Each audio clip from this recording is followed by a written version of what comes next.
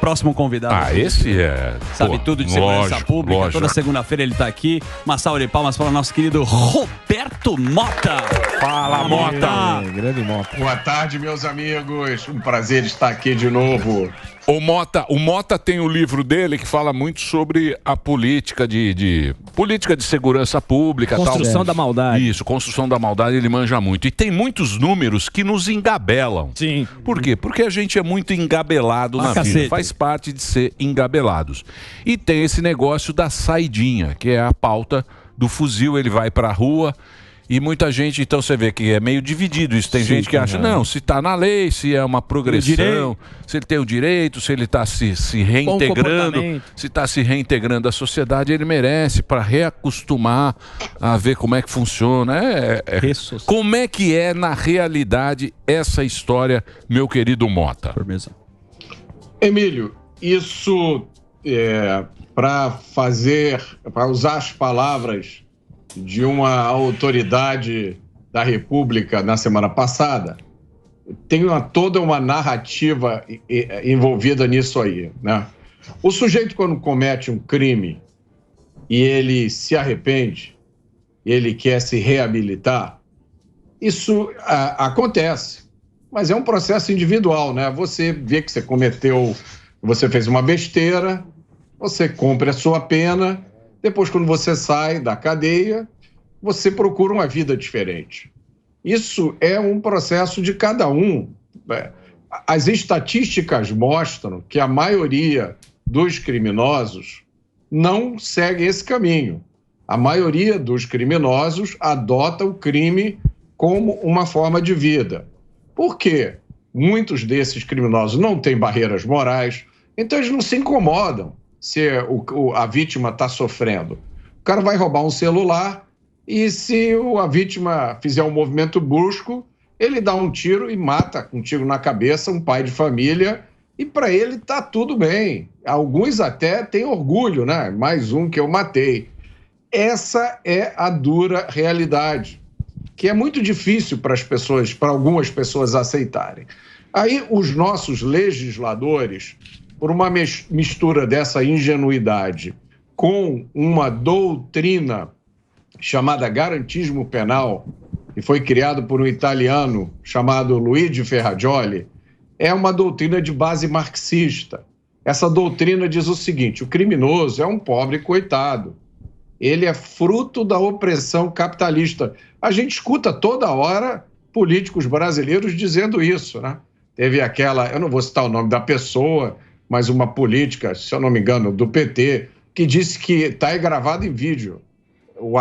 Ela entende o assalto. O assalto é justificado, porque você tem uma coisa que o cara não tem, então ele te assalta para corrigir essa injustiça, né? Então a nossa legislação é cheia de absurdos. Um desses absurdos são essas saidinhas. Que justificativa você tem? O sujeito cometeu um crime. Esse crime foi investigado, ele sofreu um processo, foi julgado, isso tudo custou um dinheirão para a sociedade. Aí, finalmente, ele é preso. Ele é preso porque ele cometeu um crime. E aí você cria a saidinha, que são 7 oportunidades para o cara sair da cadeia e ficar até 5 dias fora da cadeia durante o ano, né? São 7 vezes que isso acontece. A realidade é que boa parte desses criminosos, quando saem, eles cometem outros crimes. Muitas vezes a polícia prende criminosos que estavam na saidinha cometendo crimes.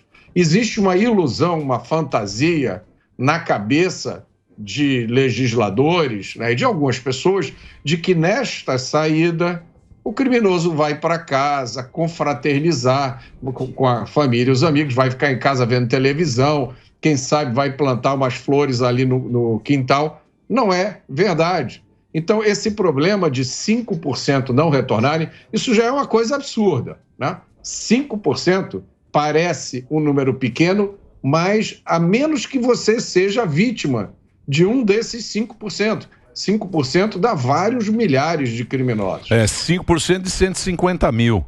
Gente pra caramba. Então, mas por exemplo, que nem agora, 7.500. né? Já foi votado aí que é até aquele projeto lá do deputado que agora é o Derrite. Foi votado, teve bastante voto, teve 300. Da saidinha mesmo. Da saidinha, e agora tá no Senado, tá parado no Senado.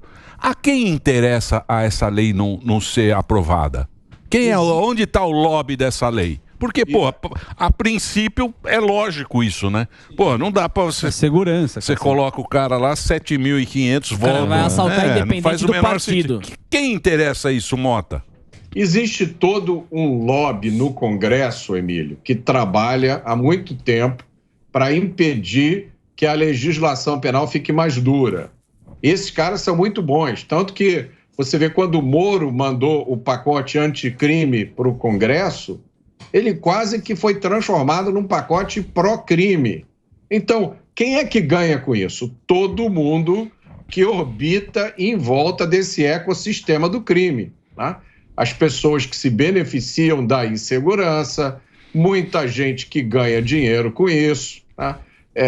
Muita gente na área jurídica ganha dinheiro com isso, né? Quanto mais preso com oportunidade de saída, quanto mais recurso você puder fazer para essas pessoas, mais dinheiro é movimentado aí. Você perceba que no Brasil, né, e isso é um fenômeno que você vai ver com frequência não só na área política, mas na área criminal. Você vê chefes de facções ou até traficantes que não são nem tão grandes assim, contratando para defendê-los os melhores escritórios de advocacia do Brasil. E aí é justo que o cidadão pergunte: esse cara foi bandido a vida inteira, ele é traficante, assassino, sabe-se mais lá o quê?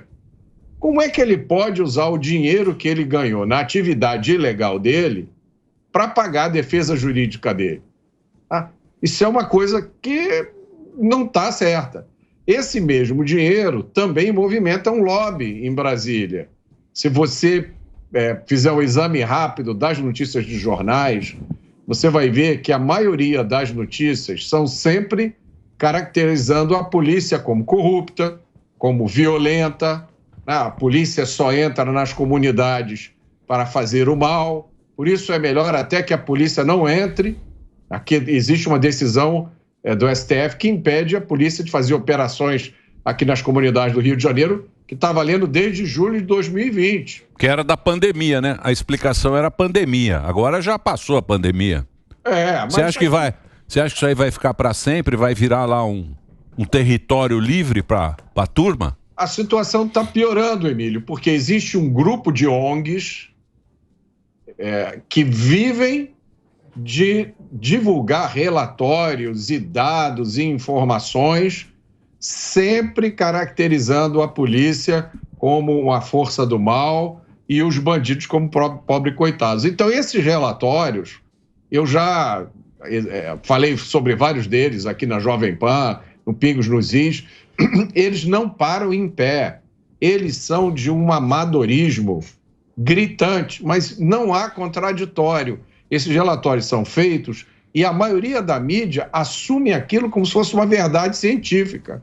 Então você vai ver, por exemplo, tem uma ONG, que eu não vou citar o nome, aqui no Rio de Janeiro, solta um relatório dizendo o seguinte: no Rio de Janeiro a polícia comete um massacre a cada 3 dias.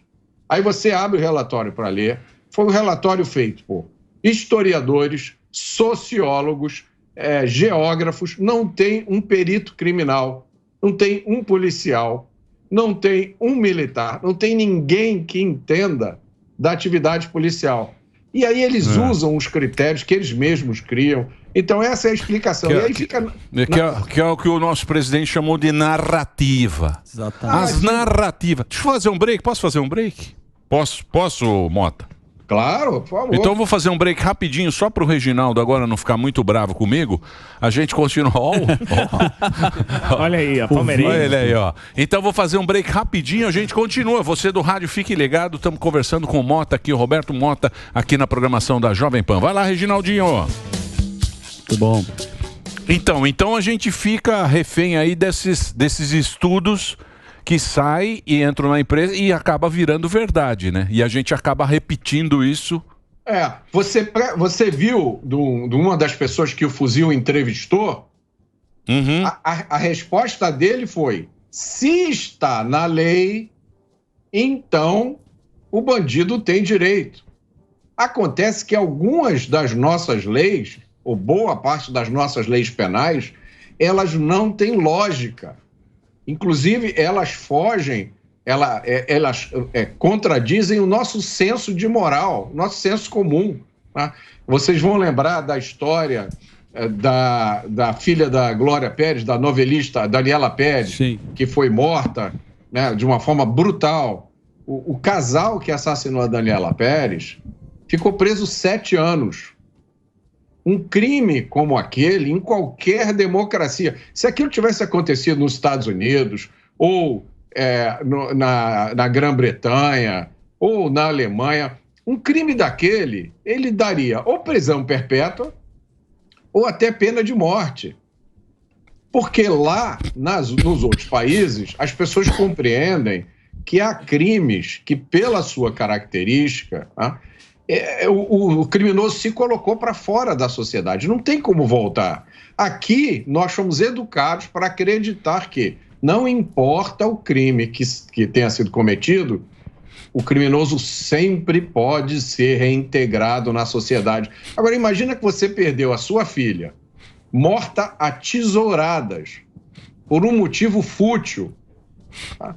E daqui a 6 anos depois, você está na rua e cruza com o assassino dela, considerado agora um homem livre, e pagou a dívida com a sociedade.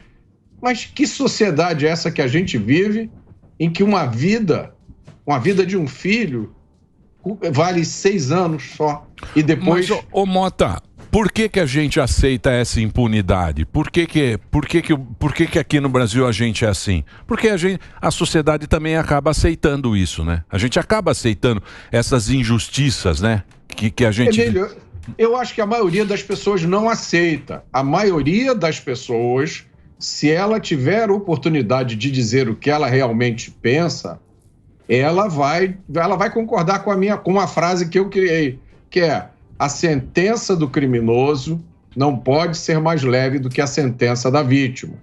Eu não quero dizer olho por olho, dente por dente. O que eu quero dizer é o seguinte: se o sujeito matou alguém, com uma criança, com requintes de perversidade, talvez ele não possa mais voltar para a sociedade. Eu acho que a maioria dos brasileiros pensa igual a mim. O que acontece é que a maioria das pessoas em posição de poder absorveu essa visão ideológica da punição e está convencida de que punir é errado.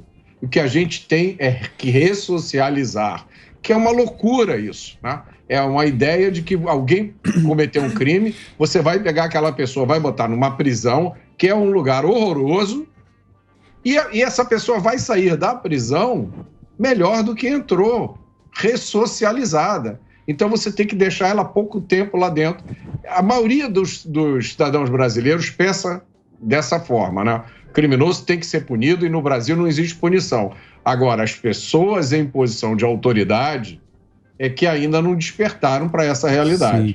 Mas o problema está mais lá embaixo, né? Você sabe que a gente estava discutindo aqui o crime organizado, que está infiltrado na polícia, na política, né? Que tem muito dinheiro, né? Como é que vai controlar isso, né? Porque tem muito dinheiro, né, Mota, por trás. Isso afeta aquele lobby que eu falei, né, Zuzu? Esse dinheiro que rola, que anda por aí, ele cria e sustenta esse lobby em Brasília que impede o endurecimento da legislação penal. Mas, né, o crime que mais nos afeta não é o crime organizado, é o crime desorganizado. Eu sei que vocês aí não podem andar com o telefone de celular falando na Avenida Paulista, no coração de São Paulo, porque pode passar alguém de moto, botar uma arma e levar o celular. A mesma coisa aqui no Rio de Janeiro. Esses caras que fazem isso, eles vivem disso. A maioria deles já foi preso várias vezes. O sujeito que é preso em flagrante hoje, botando arma na sua cabeça, se eu não me engano, que ele fica efetivamente 1 ano e pouco preso. Depois ele passa para progressão de regime, e aí o que ele vai fazer? Assaltar de novo. Aí ele é preso de novo. Aí ele fica 1 ano e pouco, ele sai de novo, né?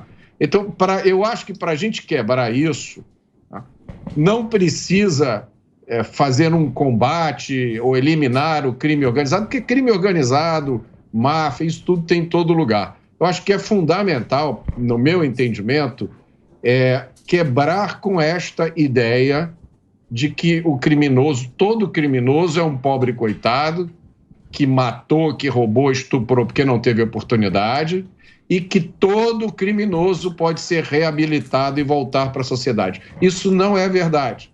No dia que a gente encarar essa ideia, que essa ideia for explicada nas escolas, no ensino fundamental, no ensino médio, né? Crime não é questão de escola, crime é questão de escolha. E quando você comete determinados tipos de crimes, você está comprando uma passagem de ida, que não tem volta. A gente tem que repetir essas ideias. Aí eu acho que a gente consegue virar esse jogo. Ô, Mota, você como é um estudioso dessa questão de segurança pública, a gente vê aí as notícias do próprio Supremo anulando questões, as pessoas que estavam presas voltam, o traficante devolve os bens para ele. Calculando assim, comparando os períodos, como é que você analisa esse período de hoje? Depois que o recado que o próprio governo federal, com um monte de esquemas, que todo mundo foi perdoado, digamos assim, como é que você analisa esse período da história nessa questão da segurança pública? Olha, a política do Brasil sempre teve essas coisas praticamente desde sempre, né? Getúlio Vargas fez a Revolução de 1930 prometendo moralizar a política brasileira. Então, essas questões de corrupção, de influência de dinheiro na política, isso sempre existiu. Mas o que aconteceu no Brasil, o que está acontecendo hoje é uma crise de criminalidade que começou mais ou menos ali pelos anos 1980. E aí tem várias explicações para isso, né? Tem essa infiltração ideológica que eu falei, tem o crescimento do narcotráfico, a entrada no Brasil, que começou na década de 80, de armas de guerra que são usadas pelos traficantes, o domínio territorial desses traficantes. Nada disso é um processo irreversível. Tanto que, em 2017, nós chegamos a 65 mil homicídios por ano. E aí esse número começou a cair. No primeiro trimestre do governo Bolsonaro, o número de homicídios caiu 25%. Assim, aí você pergunta, o que foi feito no primeiro trimestre do governo Bolsonaro? Apenas a mudança de atitude do governo federal, que passou a dizer o seguinte: antes de me preocupar com os criminosos presos, eu vou me preocupar com as vítimas deles. É uma coisa, assim, extremamente simples, mas de uma sabedoria profunda. Então, existe uma conexão entre essa corrupção na política e o crime comum que nos afeta nas ruas. Essa conexão existe. Mas essa crise de criminalidade que a gente vive no Brasil, ela não tem paralelo em nenhum lugar, nem em outros países que também têm corrupção. Então, é possível a gente melhorar muito a situação da segurança pública, né? Eu acho que aí em São Paulo vocês têm o privilégio, né, de ter não só o governador Tarcísio, que é um ponto fora da curva, mas também o Derrite como secretário de Segurança. O Derrite, ele tem experiência prática, porque ele foi da Rota, mas ele é um dos caras que eu conheço que mais estudou a teoria da segurança pública. Ele conhece o que muita gente no Brasil não conhece, porque são informações que não chegam até aqui. Muito bem.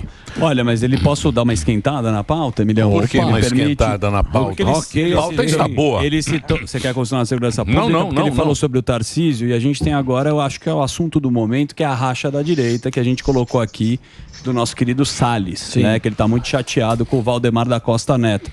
Eu queria a sua abordagem, sua opinião sobre esse assunto, por gentileza. Zuzu, a direita, não existe a direita. O que aconteceu, esse fenômeno, o que a gente está vendo hoje é resultado de um fenômeno, de um momento na história do Brasil em que muita gente se uniu em repúdio ao projeto de poder do PT. É anti-PT, pô. É tudo anti-PT. Mesmo porque o PT é ruim, hein? Vamos ser honestos, mas né? pode piorar. O PT é ruim de propósito. A turma tá vendo. Pode vir mais já PT. tem lá os que fizeram embaixo da mesa, aqui na emissora. Ixi, mas muita gente pode vir mais tristes. ainda. Os caras estão tudo triste. Tudo triste, Mas viu, vai Mota? brincando. Falamos aqui. Bruno Mota Galhaço é o novo que tá triste. Não, tô falando daqui. Ah, daqui? Aqui. Ah, sim. Mas... Bruno Galhaço é... Loucura. É. Aqui, Mota, tá todo mundo triste. Eu falo agora, não adianta não. Agora não vem encher o saco agora, não. Tem mais 3 anos. Tem mais 3 anos aí. Vai lá, ó. Hoje a galera tá feliz aqui porque recebeu. Então agora não adianta vir com essa conversinha. Não é conversa. Lógico que é. Pô. Não é de arrependidos, é o que pode piorar, sim. inclusive. É sim. Você Agora sabe o que eu estou falando. Não, são as tretinhas. Não, o bom é quando essa turma vem e fala assim, e agora? O que você acha que vai acontecer? E aí, Mota? E aí? Mas então, só para terminar aqui o meu raciocínio. Então, muita gente se juntou com o objetivo de derrubar o PT, né? De tirar a Dilma, de acabar com o projeto do PT. Nesse processo, algumas pessoas foram pesquisar, foram estudar, e algumas pessoas descobriram o liberalismo, né? Que é centrado principalmente na liberdade econômica, né? Essa é a coisa mais importante do liberalismo. Ali, se você não tem liberdade econômica, você vai perder daqui a pouco a liberdade política. Isso é o liberalismo. Outras pessoas descobriram o conservadorismo. O que é o conservadorismo? É o liberalismo, mas com o foco na estabilidade. Então, o conservador, ele acredita o seguinte: nós chegamos aqui hoje com tudo que a gente tem à nossa volta, com todo o progresso, porque nós estamos usufruindo da herança de milhares de pessoas que vieram atrás de nós, né? Nós estamos aqui porque os nossos pais trabalharam, se sacrificaram, juntaram dinheiro, então vamos nos preocupar com a estabilidade. Muita gente se descobriu liberal, muita gente se descobriu conservador, outros se descobriram libertários, que é aquela turma que acredita que o Estado nem precisava existir, né? Cada um de nós tem que cuidar da sua própria vida, ser responsável por si mesmo e, quando quiser ajudar o outro, faz isso voluntariamente. Isso é a direita. É conservador, liberal ou libertário. Aí tem gente que diz, eu sou de direita, mas eu não sou nada disso. Então, meu amigo, me desculpe, você não é de direita. Você pode estar revoltado, você pode estar chateado, você pode não gostar do PT, mas você não é de direita, porque para ser de direita, você tem que pensar de acordo com as ideias da direita, né? Eu acho que é esse processo que a gente está vendo agora. Muita gente que estava junto porque era preciso enfrentar o PT, agora está olhando para o lado e vendo, poxa, eu sou a favor do livre mercado, mas tem um cara aqui do meu lado, ele quer mais um Estado grande, ele quer intervenção. Isso não é de direita. Aí começa essa discussão, quem é de direita, quem não é de direita. Agora, a gente não pode nunca perder de vista o fato de que a política real é uma coisa prática. Ninguém ganha eleição discutindo teoria.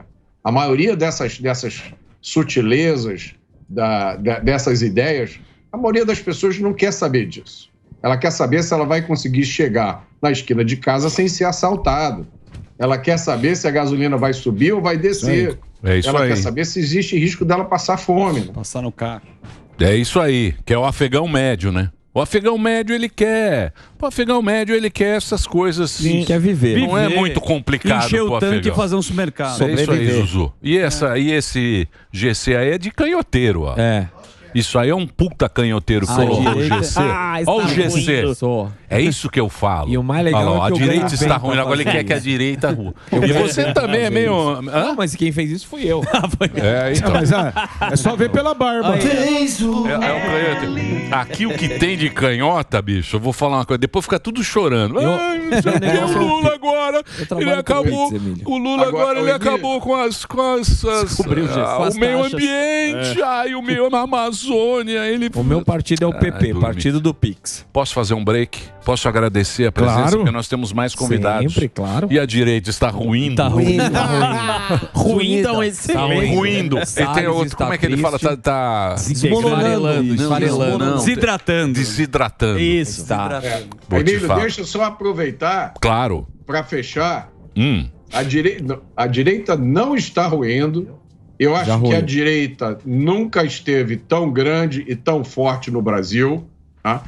Como eu falei, eu vejo a direita como conservadores, liberais e libertários. Eu nunca vi tanta gente estudando, tanta gente aprendendo. Tá? As coisas que eu escrevo têm uma repercussão muito grande. Eu queria aproveitar e dizer que a segunda edição do meu segundo livro, uma nova edição, que está melhorada, está muito material novo, já está em pré-venda. É na minha livraria do robertomota.com.br. E aí tem material muito bom para quem quer entender um pouquinho melhor essas coisas de direita e esquerda e as coisas da política prática. A gente nunca teve tantos conservadores, tantos liberais, e as pessoas estão interessadas em política. Isso não vai ser revertido nunca. Então, tem muito político aí que tem esperança de que isso vai acontecer, mas não vai mais. O brasileiro acordou e não vai dormir mais. É isso aí. Por isso que a gente tem você aqui e gosta muito de ter você aqui na emissora, Mota. Obrigado, viu, Mota? Quando for sair o livro aí, você dá um toque pra gente sair essa nova edição aí pra gente divulgar aqui, que é muito bacana. Entra lá no Instagram do Mota, é Roberto Mota, pra quem tá no rádio com 2 T's, que é o oficial. Roberto Mota Oficial YouTube, que ele também tem a programação dele lá, que é o YouTube, é Roberto Mota Oficial. Obrigado, Mota. Boa, Mota. Obrigado, Emílio. Tchau, pessoal. Você tá lindo naquela fotinho lá no... Você e o Fifi. Você e o Fifizinho, o cachorrinho. Carnal. Hã? Tá meio carnal aí. Meio carnal, meio preciso. Aí, ó. Meio Sente o bronze do Mota. Vai brincando. Obrigado, Mota. Um abração pra você diretamente do Rio de Janeiro. Roberto Mota conversou com a gente aqui na programação da Jovem Pan.